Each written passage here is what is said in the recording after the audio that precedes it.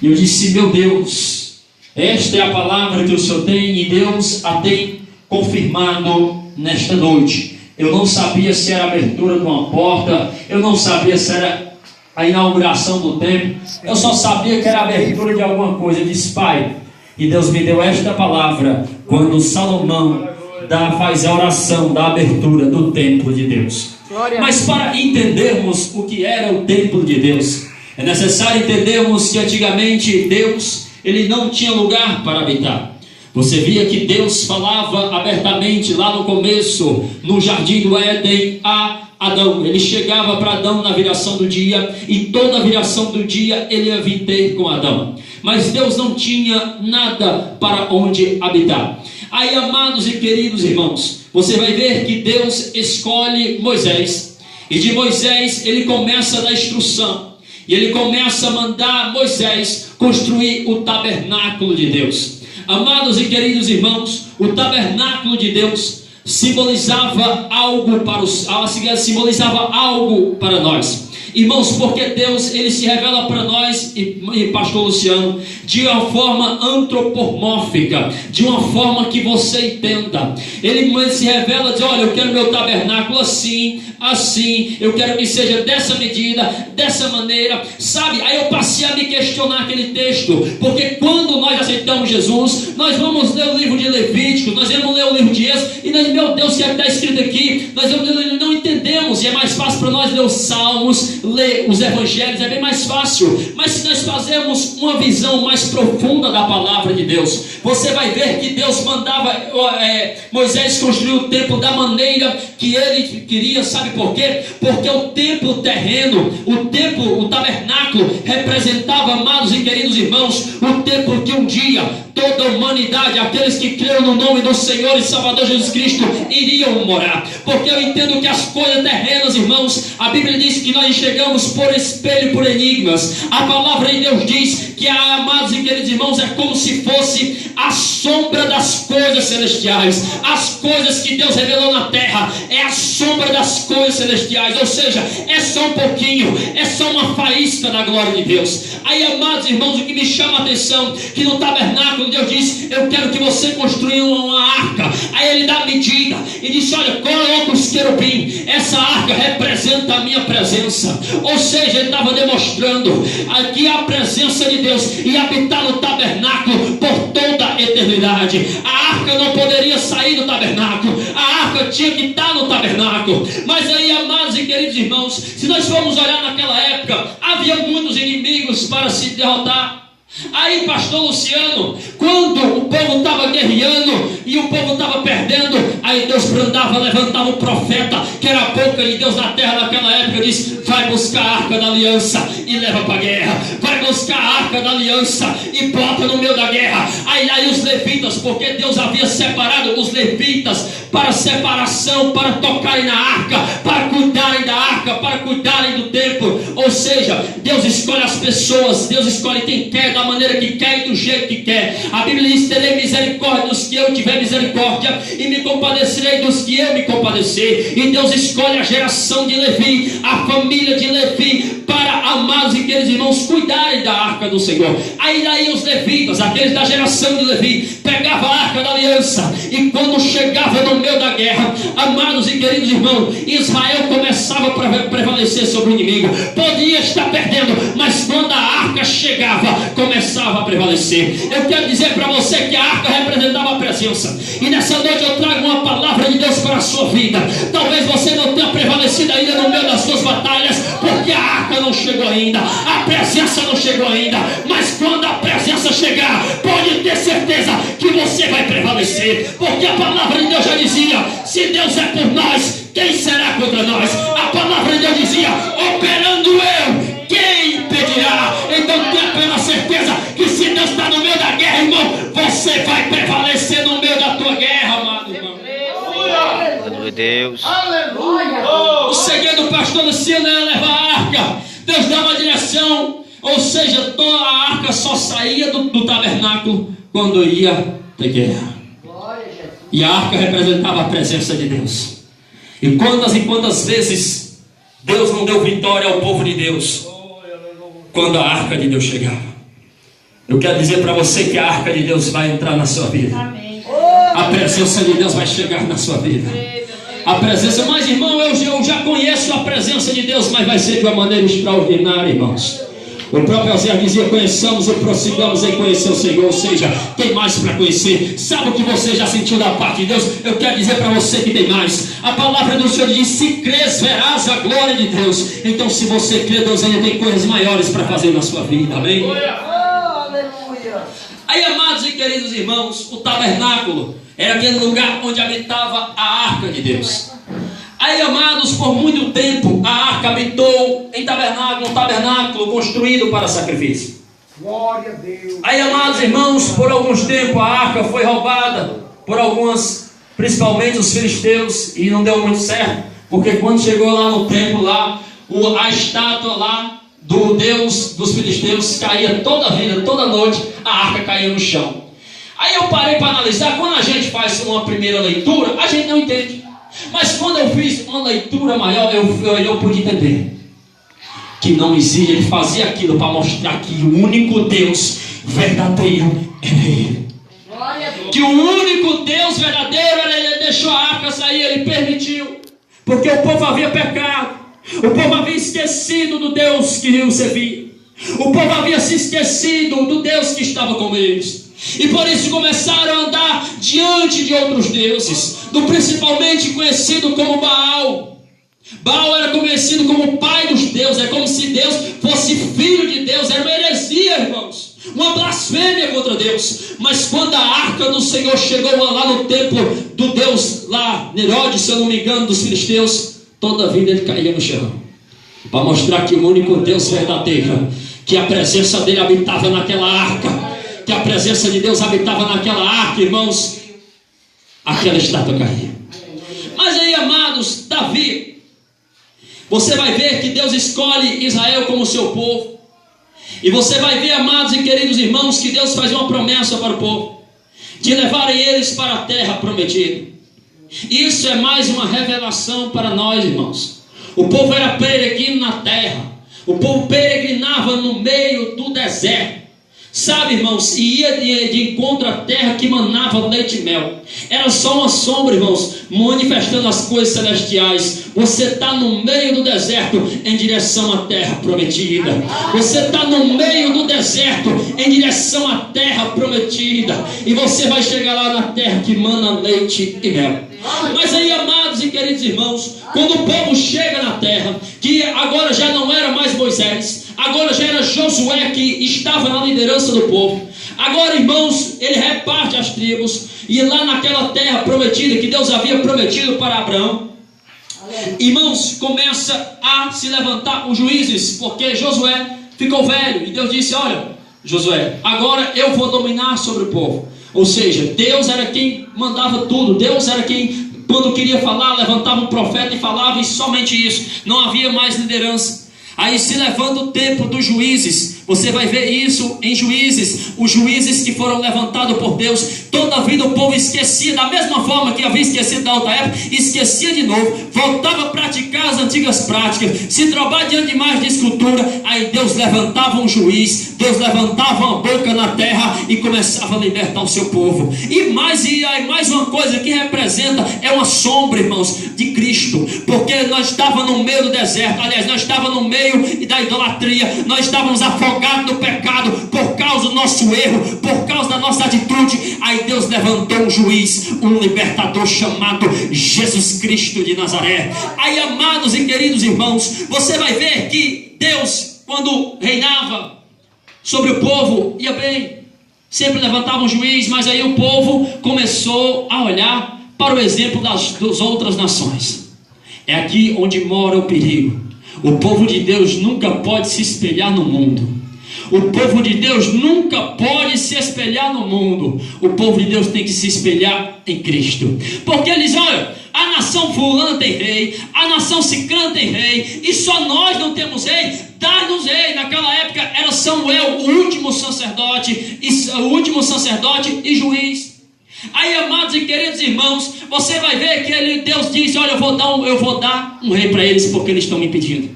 Mas vai ser um rei segundo o coração deles. Aí Deus pega, vai na menor tribo, na tribo de Benjamim, porque tinha sido uma tribo destruída por causa de uma grande prevaricação. E aí estava, irmãos, ali uma tribo pequena, e Deus escolhe um homem chamado Saul, da menor tribo, que era Benjamim naquela época. E Deus levanta Saul, irmãos, um homem formoso à vista, um homem bonito, irmãos, um homem que quando ele chegava à presença dele, irmãos, era diferente, porque ele tinha um parecer muito belo.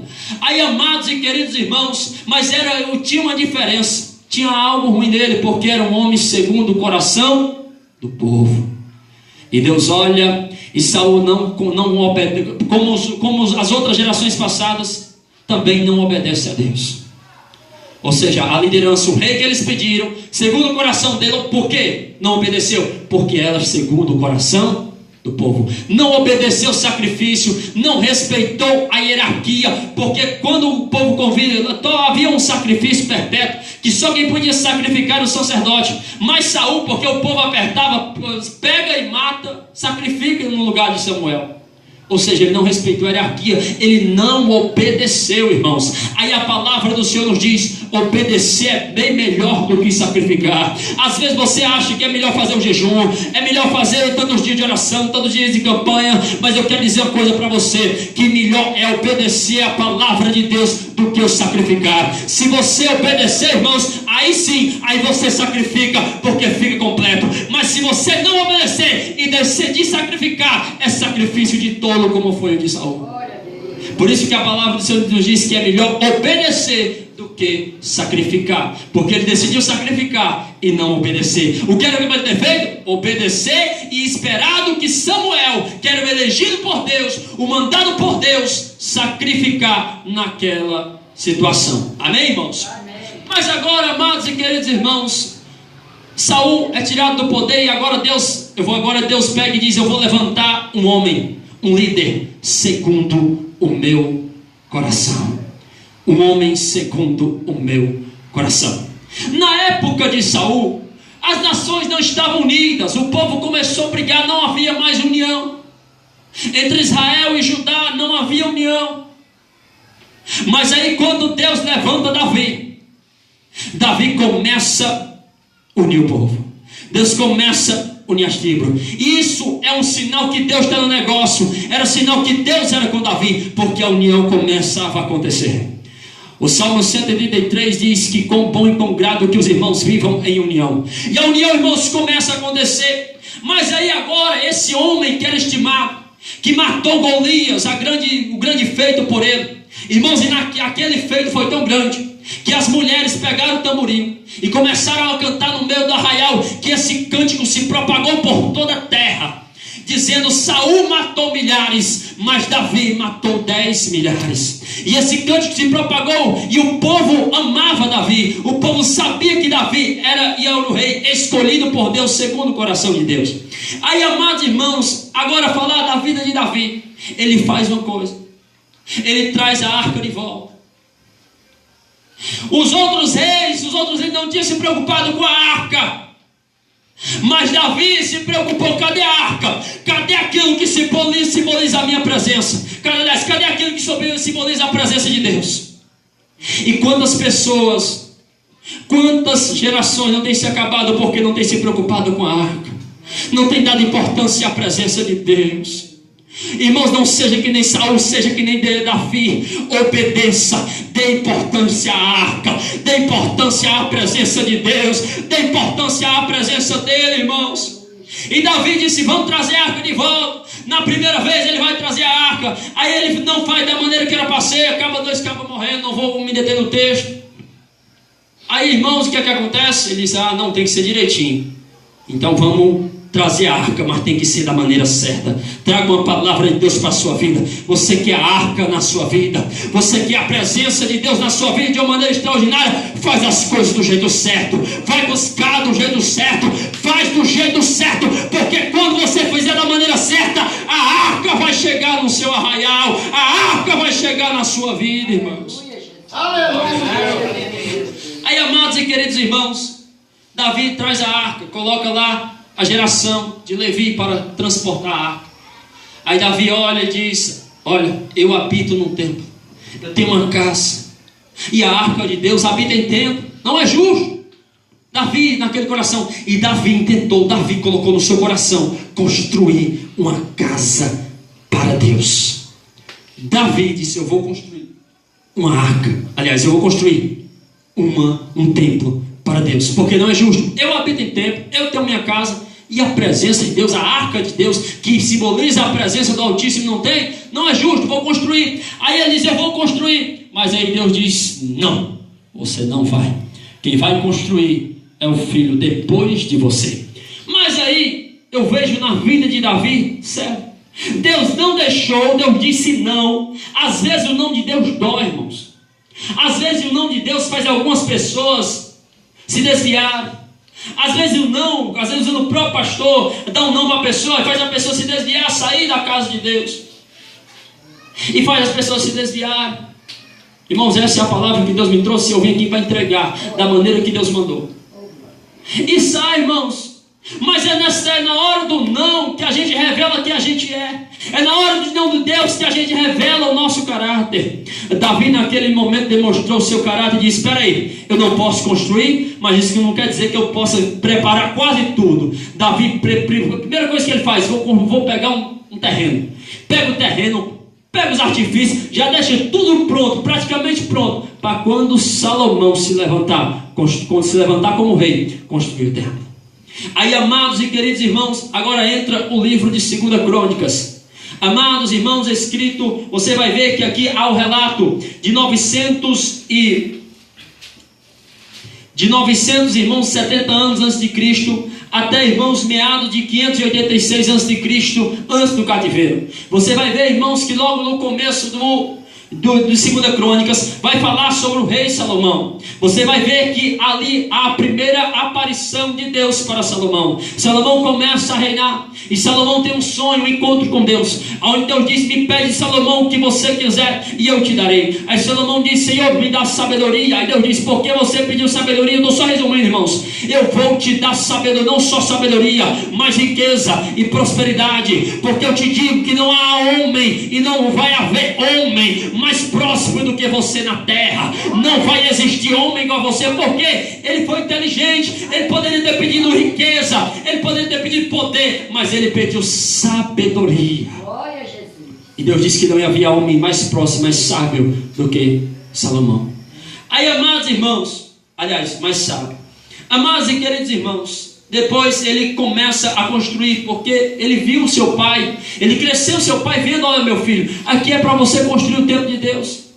E aí, agora ele começa a construir aquilo que tinha no coração do seu pai. E aí, amados irmãos, é começado a construir o templo, e o templo é terminado. E agora, quando o templo é terminado, Salomão, que era o rei daquela época, chega e diz: espera aí, que agora eu vou consagrar para Deus. Espera aí, que agora eu vou consagrar para Deus. Aí ele vai e faz, irmãos, esta famosa oração no capítulo de número 6. Não vai dar tempo de explorar, mas se você depois quiser ler, irmão, você vai se achar muito lindo. Mas eu quero destacar algo. No capítulo 6, no verso número 18, ele vai dizer assim: mas verdadeiramente habitará Deus com o homem na terra. Eis que o céu e o céu dos céus não te podem conter, quanto mais esta casa que tenho edificado. Salomão aqui estava revelando a majestade de Deus. Ele disse: Senhor, nunca que a tua glória vai habitar nesta casa. Salomão foi humilde, irmãos, e eu vejo aqui Salomão se mostrando, quando ele disse que Deus era infinito. Repita comigo: Deus é infinito. A sua misericórdia é infinita. O seu poder é infinito. A sua majestade é infinita.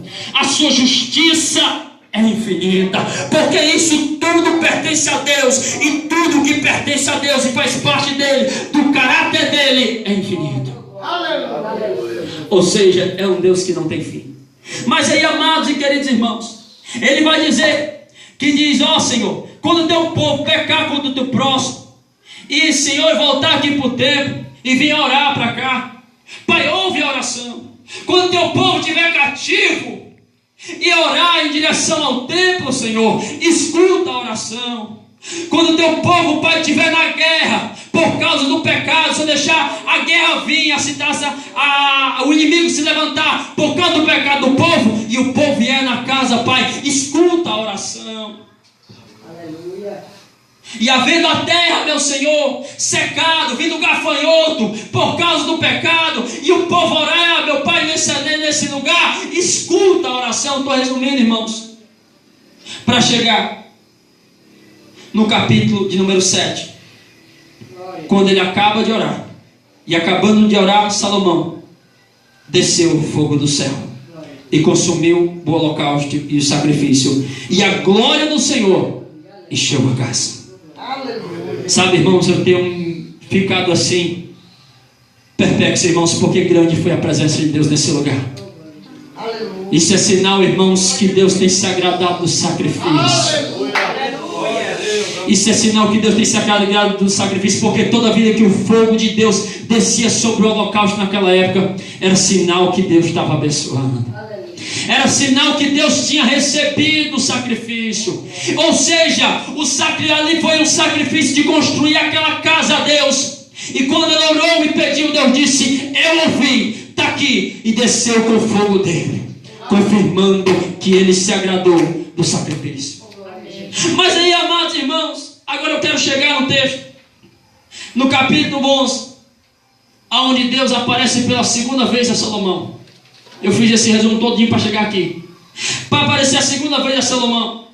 E diz no versículo 12: o Senhor apareceu de noite a Salomão e disse-lhe: ouvi tua oração. Amém. Repita comigo: ouvi tua oração. Repita comigo: ouvi tua oração. Ouvi tua oração. Rabai shou namai yahadai kou nemei shanaya remio dekai shonam dekai anamahai shonemekaya. Eis que tenho ouvido a oração do meu povo nesse lugar. Alguns têm dito: por que tem sido tão difícil? Mas assim diz o Senhor: eu abençoei Abraão no meio do deserto, e eu trouxe vocês para o meio do deserto para abençoar aqui. E eis que tem se abrido Sodoma e Gomorra. E Deus está falando nessa noite: não vai para Sodoma e Gomorra, mas fica no deserto, porque a minha promessa está no deserto.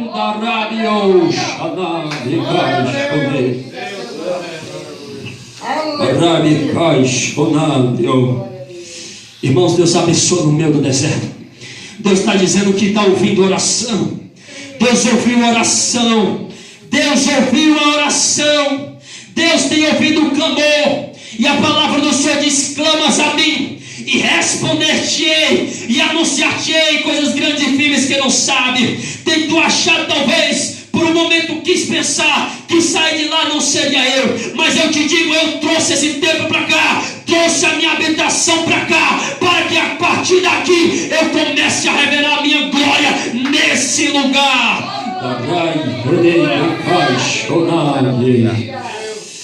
E o Senhor está falando com pessoas aqui nessa noite, irmãos. O que eu quero dizer é que Deus tem ouvido a tua oração, assim como Ele ouviu a oração de Salomão, irmãos. E quando Ele ouve a oração, Ele vai dizer o quê? E escolhi para mim este lugar para casa de sacrifício. Aqui é a casa de sacrifício. Mas, irmão, é alugado. Mas, irmãos, eu quero trazer uma palavra para você. No texto que o pastor Luciano leu, lá em Mateus, irmãos, no capítulo 16, quando ele vai dizer sobre esta rocha, eu edifico bem a minha igreja. Minha igreja. Minha igreja não é as paredes. Minha igreja não é o treino, não é as cadeiras. Minha igreja não é o púlpito. Minha igreja não é a caixa. Mas minha igreja é você. A casa de Deus. Sacerdote de Deus é vocês. Casa de Deus é vocês. E aqui está a igreja do Senhor. E é por isso que aqui é chamado de casa de sacrifício, porque a minha igreja se reúne para orar. Minha igreja. Vocês, irmãos, só. Olha o que Deus está falando, um só. É só uma parte. É só um órgão. Mas a igreja é junto e ungida. É um corpo. É um corpo. É um corpo. Com bom, vou repetir, e com grado que os irmãos vivam em união. Porque, irmãos, se o corpo não houver concordância, como é que o corpo vai andar? Como é que o corpo vai se movimentar? E quando a irmã falava, dizendo que Deus tinha deixado só os selecionados, só o de ouro, isso foi Deus também, irmão, deixando só aqueles que vão fazer parte da noiva, e vão andar num só corpo, e vão andar num só propósito, e vão andar numa só intenção. E quando começarem a fazer assim, vai acontecer que nem na igreja primitiva, irmãos, os irmãos oravam, pregavam a palavra, e sabe quem dava o crescimento? Não era o pastor, não era Pedro, não era Paulo, não era Tiago, mas quem dava o crescimento era o próprio Deus, porque quem dá o crescimento à obra é Deus. Então continua pregando a palavra, dá a mão um com o outro e tenha certeza que Deus vai dar um crescimento, porque depende dele. Para a igreja crescer depende primeiramente dele. Agora não tem que dar a mão com o outro, irmãos, porque vocês estão chamados de Assembleia de Deus. Não, irmãos, não tem placa lá no céu. Lá no céu ele vai erguer e vai dizer: minha igreja, minha igreja. E nessa noite, amados e queridos irmãos, essa palavra que o pastor Luciano leu, onde ele diz que sobre esta rocha eu edifico a minha igreja, e as portas do inferno não prevalecerão contra ela. Algumas interpretações vai dizer que Jesus estava entregando a chave do céu para Pedro, irmão, mas isso é uma heresia. Se você prestar atenção no texto, você vai ver que eis que eu edifico a minha igreja. Edifico quem? A minha igreja. A minha igreja. E as portas do inferno não prevalecerão contra ela. Não prevalecerão contra quem? Contra a minha igreja. Pode Satanás se levantar, irmãos. Pode Satanás se levantar para fechar a porta que Deus abriu, irmãos. Mas eu aprendo lá em Apocalipse que a porta que Deus abre ninguém fecha, e a porta que Deus fecha ninguém abre. Então Satanás pode fazer as maracutaias dele, porque essa igreja não fecha. Essa igreja não fecha, porque essa igreja tem a presença do Espírito Santo. Aleluia! O próprio Gamaliel dizia: deixa, ele saduceu, farisaico, ele dizia: deixa, porque se esse movimento de Jesus Cristo aí for de Deus, se for de Deus, vai prosperar, mas se não for de Deus, vai cair, vai parar, igual outras seitas se levantaram. O que foi que aconteceu com a igreja? Ela cresceu, ela cresceu, ela cresceu. Então se esse negócio é de Deus, vai prosperar, meu irmão. Se Deus está no negócio, e quando já não sentiu a presença do Senhor aqui nessa noite, quando você não já sentiu Deus falando com você, então saiba que esse negócio vai prosperar, porque Deus está no negócio. E se Deus está no barco, Ele é o capitão, e Ele vai dominar, irmãos. Porque quem começou a obra em Irapuã não foi o pastor Luciano. Quem ganhou as almas no Irapuã não foi o pastor Luciano. Porque a Bíblia diz que aquele que começou em vós a boa obra, ele é fiel para terminar. Quem foi que começou a boa obra na sua vida? Você pode ter achado: foi fulano, foi ciclano, mas não, foi Deus, porque ele diz: não foste vós que escolhestes a mim, mas eu escolhi a vós. Foi Deus que escolheu você. Cada cara que está aqui nessa noite, Deus olhou desde o céu e disse: eu estou chamando para a minha obra, eu estou chamando para ser minha igreja, eu estou chamando para usar, eu estou chamando para derramar do meu Espírito. Levanta a mão nessa noite, amados e queridos irmãos. Levanta a mão nessa noite e sinta aí a presença do Espírito Santo agora. Sinta aí a presença do Espírito Santo, confirmando que Ele tem te vocacionado para a obra de Deus. Aleluia. E Deus já usava a irmã: mas eu não sei pregar, eu não sei cantar. Irmãos, os levitas, eu aprendi que a última coisa que eles faziam, eles eram servos. A última coisa que eles faziam na casa de Deus era adorar. Eles primeiro serviam o sumo sacerdote. Eles primeiro cuidavam do sacrifício, carregavam as coisas de Deus. Tinha que carregar a cadeira, lá estavam os levitas. Tinha que carregar alguma coisa, lá estavam os levitas, irmãos. Tinha que guardar o templo, lá estavam os levitas guardando o oráculo de Deus, a casa de Deus. O primeiro ofício de um servo é servir. E aí depois, louvar a Deus. Sirva, seja servo. Agora, irmãos, para terminar,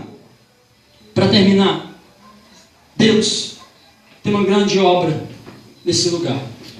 Fiz um resumo da palavra, visto que o tempo já está se passando.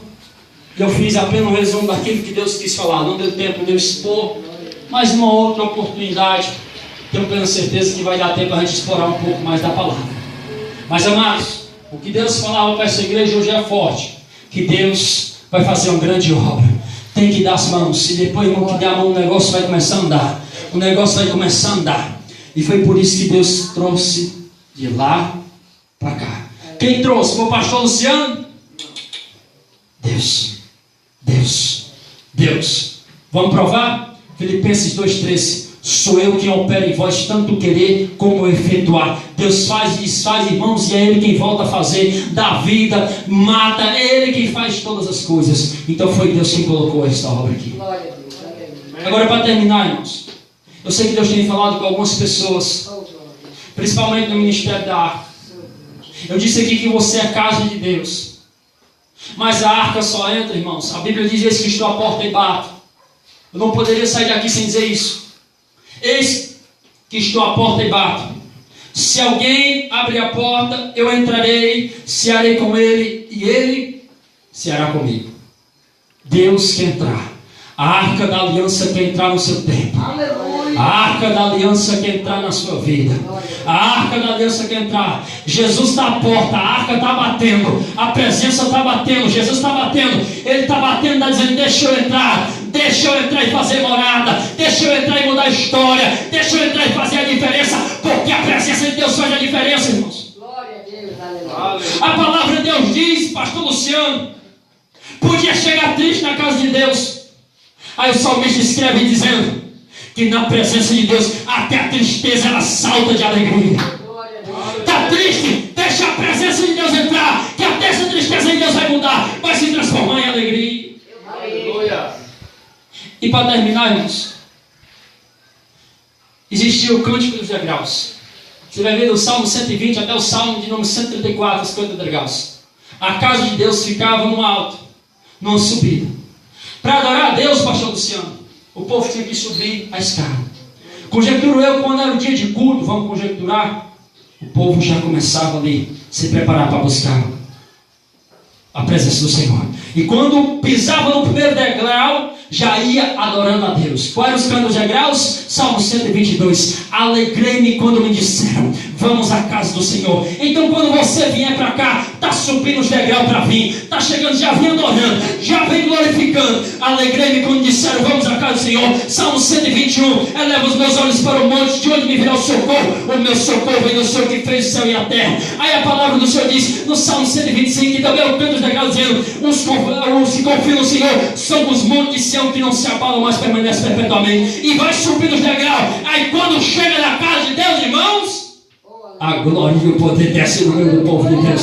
E você pode ter certeza que Deus irá fazer maravilhas no meio de vós. Então quando for um dia de culto, você vai dizer: hoje é dia de culto, hoje eu tenho que me santificar, hoje eu já tenho que preparar aqui um hino. Qual é o hino que o Senhor quer? Espírito Santo, o Senhor para o povo ouvir. Aí vai lá buscar o hino. Aí quando receber a oportunidade, abre a boca, aí você vai ver a glória de Deus. É o que Deus falava sobre fazer certinho. Mas Deus, voltando, Jesus disse: aquele que me confessar diante dos homens, aquele que abrir a porta e deixar Jesus entrar, ele vai fazer a diferença. Talvez você não tenha conhecido ainda a presença de Deus como é para conhecer, mas chegou o tempo. Chegou o tempo. Queria pedir permissão ao pastor Luciano para perguntar se tem alguém para aceitar Jesus ou para se reconciliar. Deus falou sobre a arca entrar. A arca de Deus quer entrar na sua vida. Agora uma coisa, pastor Luciano, que eu aprendo com Deus: ele é educado. Ele só faz quando eu deixo. Ele só faz quando eu abro a porta. Tem alguém para aceitar Jesus nessa noite ou se reconciliar com o Senhor? Tem alguém? Minha senhora, se coloque de pé. A senhora. Aleluia. E assim, olha, Deus te vocacionou para uma obra. Deus te chamou para algo e você sabe. Não deixe, não deixe, não deixe, eu vou repetir, não deixe a circunstância falar mais alto do que o Espírito Santo, porque o Espírito Santo tem gritado dentro de você. Ele é quem te convence. O Espírito Santo quer te trazer de volta. Não relute. Satanás quer te amarrar e quer te levar passageiro, mas Deus quer mudar a sua história. Deus quer mudar a sua história, mas você precisa abrir a porta. E hoje é o dia de abrir a porta, minha irmã. Não deixe para amanhã o que você pode fazer hoje. Venha para cá, minha irmã. Eu só entrego aquilo que Deus manda.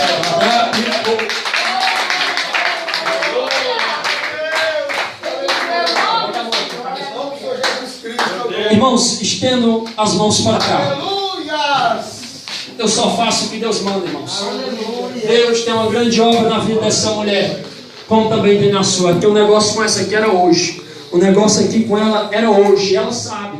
E não foi ela que veio com as pernas dela, mas o Espírito Santo vinha uma coisinha e ela dizia: não, o Espírito Santo, você vai, e ela veio. Amém? Vamos orar. Estenda as mãos para cá. Aleluia. Senhor, nosso Deus e nosso Pai, eu te apresento essa vida, meu Senhor, que está se reconciliando contigo, ó Pai.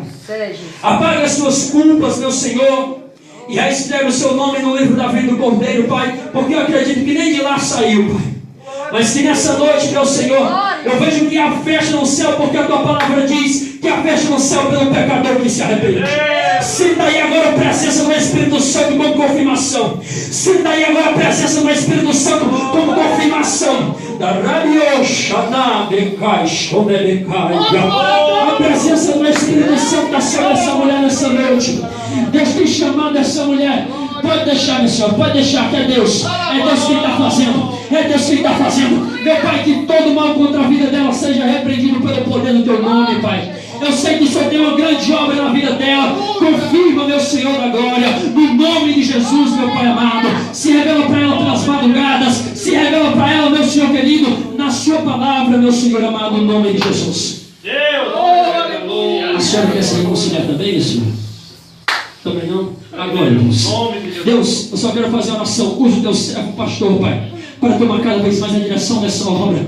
A tua serva, meu Pai, pastora, que o Senhor, meu Pai, tem chamado, meu Senhor querido, ao lado dele, adjuntor. Pai amado e Pai querido, eu senti de orar por eles, Pai. Eu sei que o Senhor chamou eles por meio do deserto, Pai. Confirma a promessa, aquilo que o Senhor chamou e disse. Porque a tua palavra diz que o Senhor não é um homem para que minta, e nem filho do homem para que se